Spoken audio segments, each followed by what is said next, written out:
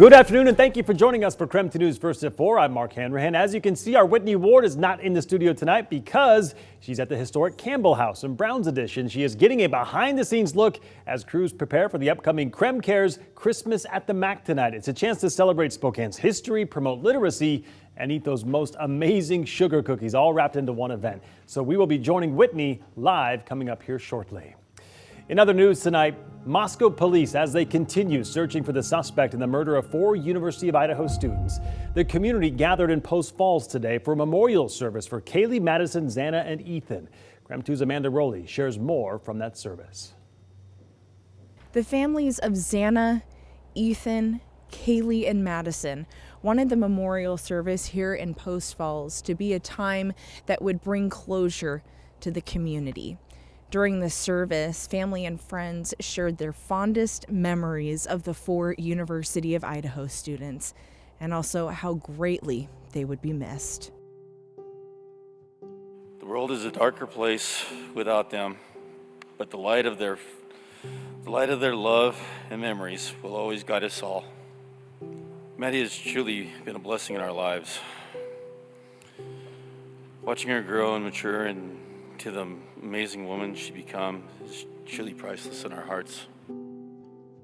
Xana, you will not be forgotten. You have impacted so many lives and have given people so much love.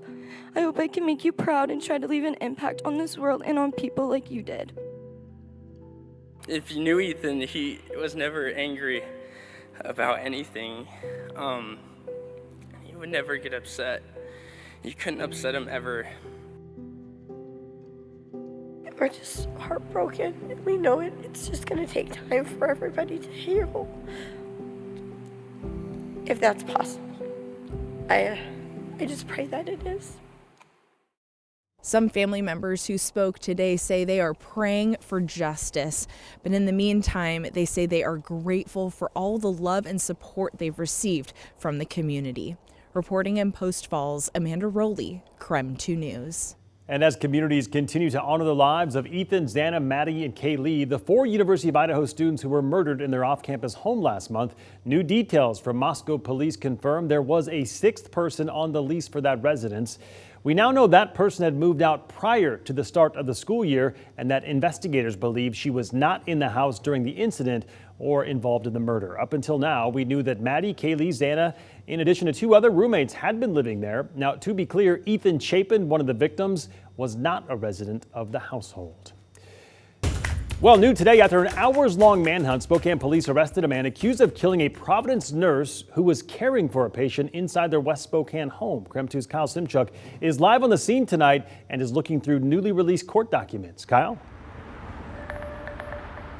Well, yeah, Mark, we learned that the nurse who was killed was actually treating the suspect's grandmother inside her home just behind these gates here. She recently had a stroke, and police say her grandson, Mitchell Chandler, pulled out a gun completely unprovoked and shot that nurse several times, killing him. Now, according to court documents, Chandler left in his grandfather's Jeep right after the shooting and took a pair of skis with him. Spokane police and the sheriff's office shared this drone video showing Chandler on those skis before being arrested this morning not too far from the crime scene. You can see Chandler try to get past a barbed wire fence with no luck and then being taken into custody. The victim was a home health caregiver. Providence says they are heartbroken over the death, and the nurse had been with the company for nearly 20 years. In a statement, Providence went on to say, quote, "We extend our deepest condolences to the caregiver's family. We're also supporting his coworkers who are devastated by the tragic loss of their friend and colleague. The victim of this senseless tragedy has been part of our Providence ministries for nearly 2 decades, and his loss will be grieved by many patients and caregivers whose lives he made better through his healing work." Now tonight, we're also learning more about the murder suspect, Mitchell Chandler. His grandmother told police he suffers from mental health issues and received a traumatic brain injury from bull riding. She says her grandson is paranoid, avoids taking medications, and is very protective of his grandparents. Chandler was arrested several years ago for assaulting a vet after his dog died. He was arrested again in 2019 for threatening to shoot construction workers. However, those charges were dropped. Now again, police saying this shooting was completely unprovoked. Chandler is being held on a $1 million bond charged with second-degree murder.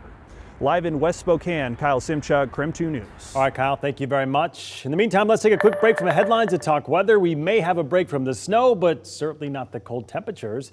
Chief Meteorologist Jeremy Lagoon joining us now. And Jeremy, what's in store for the weekend? Well, Mark, as we head into the weekend, believe it or not, there looks like we could get a little bit of a chance of some snow. Oh, okay. I know, right?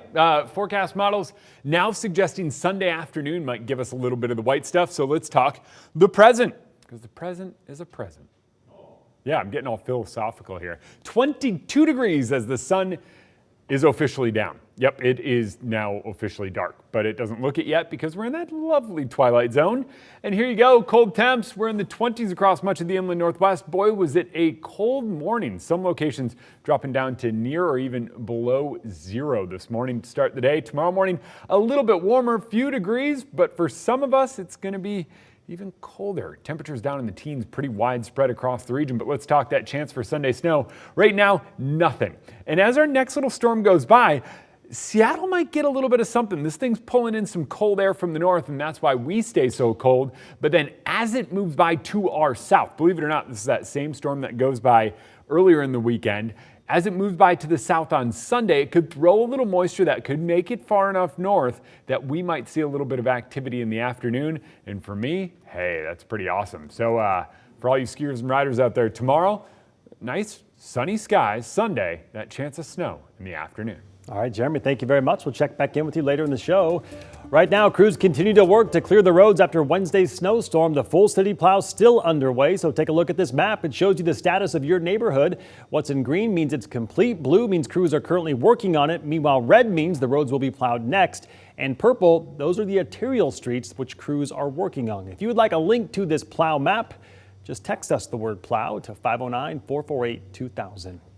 In your other top stories tonight, we got an update from the Department of Commerce on new funding coming to the city of Spokane for new housing investments. Commerce is adding a $4 million in funding to expand the number of beds available to people experiencing homelessness in the area. According to Commerce, the funding will double the number of transitional and long-term housing options and shelter beds to 376. The total number of funding made available to Spokane is now at $24 million through the state's right-of-way safety initiative. The Spokane County Elections Manager Mike McCaughlin says that Representative Bob McCaslin has requested a hand recount for multiple precincts in Spokane County. Election results show that McCaslin lost his bid for Spokane County Auditor to Vicki Dalton by roughly 1,200 votes. Well, now the county election staff will likely recount nearly 2,400 ballots on Wednesday. And coming up on Thursday, the canvassing board will meet to recertify the election following the recount results.